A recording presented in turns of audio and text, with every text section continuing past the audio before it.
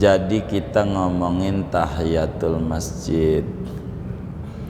Apa itu masjid begitu? Jadi masjid itu bila mana kita mewakafkan tanah atau bangunan, tanah dulu dah, untuk ibadah, untuk sholat, untuk ibadah sholat semacamnya. Ini namanya disebut masjid.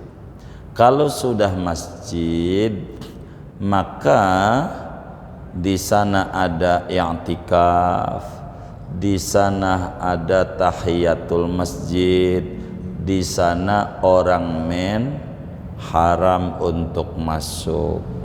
Kemudian musola. Apakah musola ini sama dengan masjid? Tentu tidak. Tidak ada tahiyatul musola begitu, tidak ada begitu. Dan musola itu adalah sama berbicara dipakai sholatnya mah, tapi pewakafannya belum tentu diwakafin. Makanya ada musolanya Pak Haji Udin gitu. Emang tanahnya Haji Udin kagak diwakafin.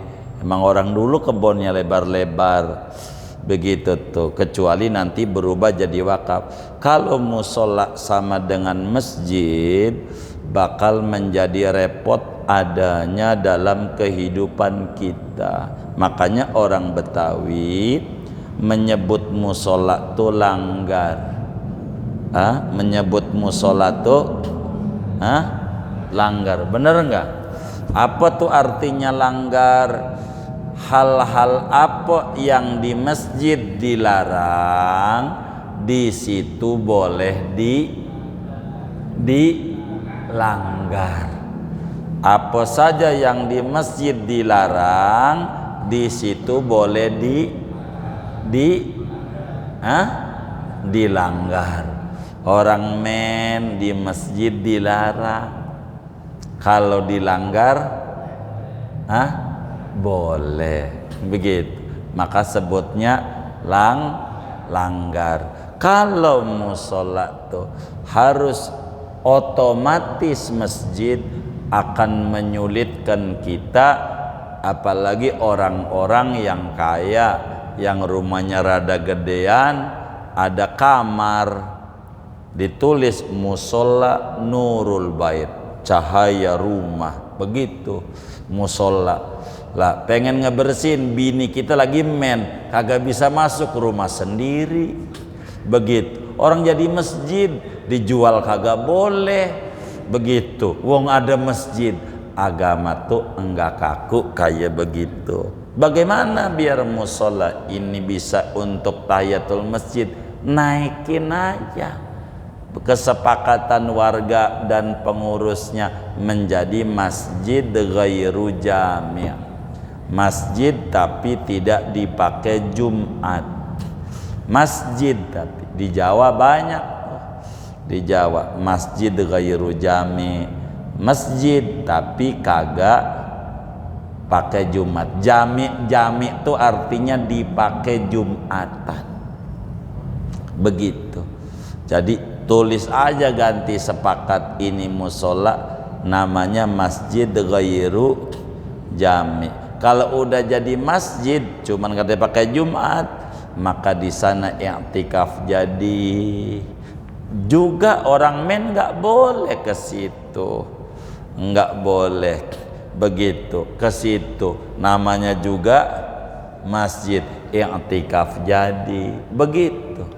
Jadi maka tinggal dirubah aja, wakafnya wakaf musolanya menjadi, tapi hukum kemasjidannya perlu ditambahkan segat atau kata-kata wakafnya untuk menjadi sebuah kemasjidannya. Begitu, kurang lebih begitu. Jadi kalau pengen musola nih bisa untuk dibikin tahiyatul masjid, rubah aja, naikin kelas menjadi masjid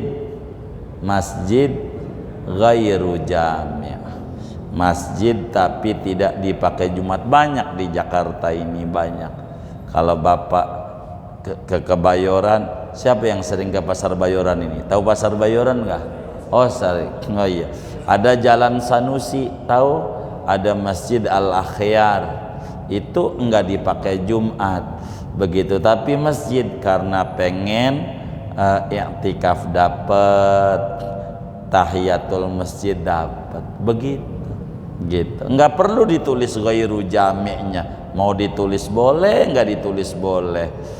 Masjid Jami Al-Abrar, enggak usah Jami juga, Masjid Al-Abrar jadi juga, cuman fungsinya pakai Jumat atau tidak, begitu. Boleh juga biar lebih jelas Masjid Ghairu Jami apa namanya Al-Anwar, ya silakan, enggak apa-apa. Kurang lebih seperti demikian. Makanya orang-orang tua kita dulu apik nyebut musola tulang langgar. Di Pondok Karya begitu juga enggak?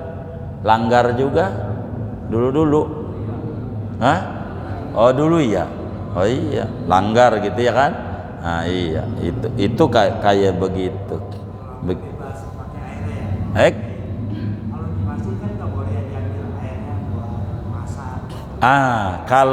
Kalau terkait dengan airnya, kalau berbicara hukum begitu, musola juga bakal berpengaruh. Terkait dengan apakah sumur ini wakaf buat orang sholat, sumurnya nih, bukan musolanya, ganti lagi hukumnya nih. Apakah air ini wakaf buat orang ibadah ataukah wakaf umum aja?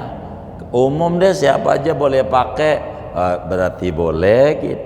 Nah ini bakal menyangkut ke sana lagi aturan-aturannya. Kurang lebih kalau itu mau berbeda-beda juga begitu. Oh iya, karena nggak apa-apa, karena memang udah untuk begitu gitu. Di masjid bisa ada kolaman gede gitu, nggak apa-apa, emang udah begitu wakafnya begitu. Silahkan saja yang kaya-kaya begitu, boleh-boleh saja, karena memang sudah seperti itu niatnya. Jadi tergantung daripada niatul wakif namanya, niat orang yang wakaf sumurnya untuk apa, itu berpengaruh pada pemakaian begitu. Kurang lebih demikian. Kalau mau baca Fatihah gitu, jadi kalau orang tuh masih hidup ila hadrati gitu, kalau hidup tuh ila hadrati, kalau udah meninggal tuh ila ruhi gitu. Tapi biar kata hidup ila ruhi enggak apa-apa juga. Tapi kalau masih hidup ila hadrati, hadrati itu keharibaan begitu tuh bacaannya begitu. Tapi kalau mau baca Fatihah gitu, sebetulnya nggak usah roronya aja. Umpamanya dia apa, Al-Fatihata ila siapa, akhi siapa namanya Udin wa marqona begitu ya, bi annallaha yu'allifu baina qulubihim dan seterusnya. Jadi tapi bagaimana kalau kita mendoakan buat orang-orang semacam menikah ataukah kemudian itu khitanan, doainnya bagaimana? Ya sebut aja namanya begitu. Kalau pakai bahasa Indonesia, ya Allah satukan antara siapa Udin dan Marqonah seperti engkau menyatukan antara Nabi Adam dan Siti Hawa, sebagaimana kau menyatukan antara Nabi Ibrahim dan Siti Hajar, begitulah seterusnya. Kalau oh baik, jadi kalau orang tuh masih hidup ila hadrati gitu, kalau hidup tuh ila hadrati, kalau udah meninggal tuh ila ruhi gitu. Tapi biar kata hidup ila ruhi enggak apa-apa juga. Tapi kalau masih hidup ila hadrati, hadrati itu keharibaan begitu tuh bacaannya begitu. Tapi kalau mau baca Fatihah gitu, sebetulnya nggak usah roronya aja. Umpamanya dia apa, Al-Fatihata ila siapa, akhi siapa namanya Udin wa marqona begitu ya, bi annallaha yu'allifu baina qulubihim dan seterusnya. Tapi intinya kalau nanya doanya, saya itu udah tulis dalam sebuah buku namanya Ithafur Raghibin gitu ya. Atau kalau nggak salah judul yang ditulis anak-anak yang nyetak itu kado untuk sahabat. Di situ sudah ada doain orang pengantenan, doain orang umroh, doain orang haji, doain anak sunatan, doain 7 bulanan, apa aja ada.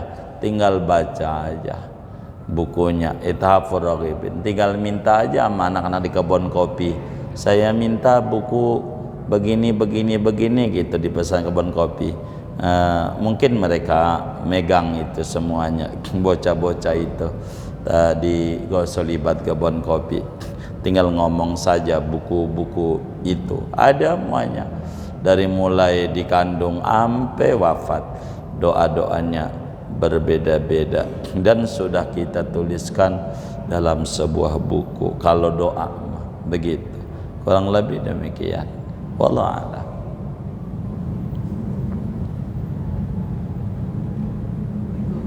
Waalaikumsalam.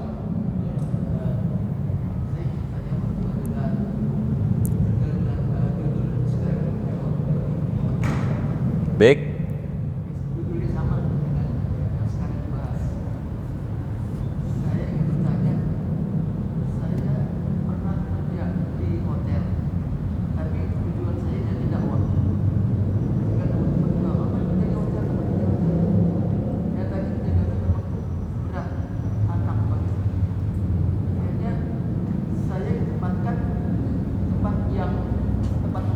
Iya baik, artinya ini bukan bertanya, mau dongeng namanya. Mau dongeng namanya, bukan bertanya. Oh iya, pertanyaannya aja yang ditanya. Sesuai dengan tadi yang saya dakwah untuk memberantas. Artinya bukan pertanyaan, namanya pernyataan. Dongeng namanya. Dongeng, iya. Iya baik. Enggak, yang ditanya apa begitu?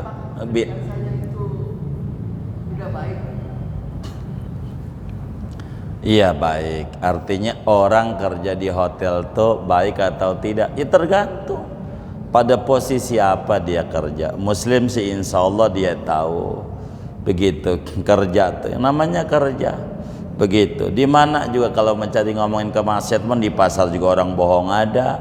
Cuman kita mau bohong apa kagak begitu. Jadi adapun kerja, mau kerja di hotel, mau kerja di mana, orang kerja di Arab juga banyak yang kerja di hotel. Kalau nggak ada yang kerja hotel, kagak ada yang ngurusin orang yang haji orang umroh. Bukan karena hotelnya, salah enggak yang kita kerjakan, itu saja. Kalau kemudian yang kita kerjakan nggak ada yang salah, begitu. Sebagai kita umpamanya administrasi, ataulah kita yang masak, ya nggak apa-apa. Itu hal yang kayak begitu biasa aja. Kalau ngomong dosa mau di semua lini juga bakalan ada dosa di semua lini begitu.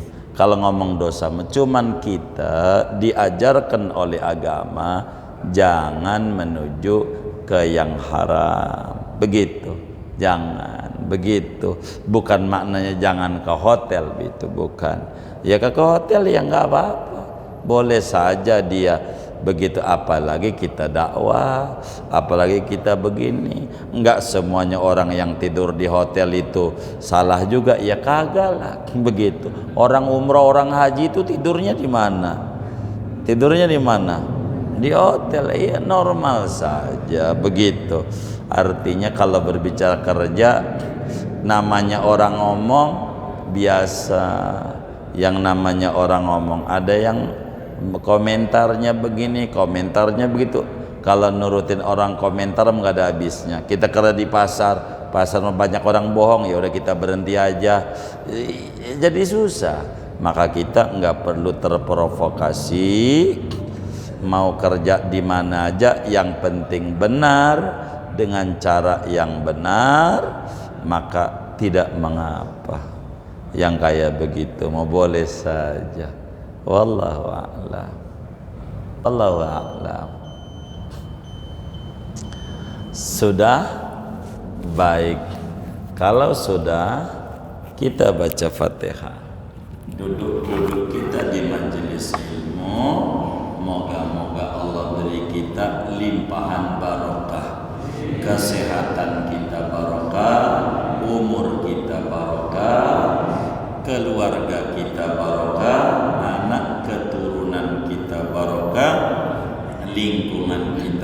barokah. Allah beri kita semua barokah dunia dan barokah akhirat. Amin. Al-Fatihah.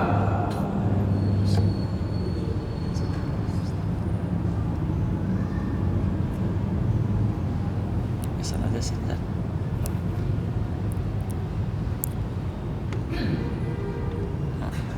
Lampu deh. Lampu sana. Bismillahirrahmanirrahim.